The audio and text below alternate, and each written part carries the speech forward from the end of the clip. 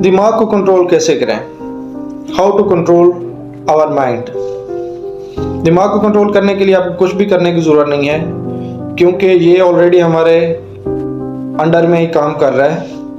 फ़र्ज़ किया जैसे मैं एक रास्ते से जा रहा हूँ और मैंने किसी को चमाट मारी, तो उसने पुलिस में जाके मेरे ख़िलाफ़ रिपोर्ट कर दी और पुलिस वाले मुझे उठा के ले गए, और मैं पुलिस में जाके ये बोलता हूँ कि नहीं, मुझे जो पता नहीं है, मेरा ये हाथ है, पता नहीं कैसे उसके मुंह पे जाके लगा। तो पुलिस वाले मुझे चमाटे मारेंगे, वो कहेंगे कि भाई आपको कैसे नहीं पता, आपके तो ये कंट्रोल में है। तो उसी तरह ये दिमाग भी हमारे कंट्रोल में है, और हम इसे जैसा अलाउ करेंगे, अच्छी सोच लाने की कोशिश करेंगे तो अच्छी सोचें आएंगी, और अगर इसको बुरे थॉट्स के लिए हम छोड़ देंगे तो ये बुरे थॉट्स ही लाएगा। तो दिमाग को कंट्रोल करने कुछ भी नहीं करना, ये ऑलरेडी हमारे कंट्रोल में ही है।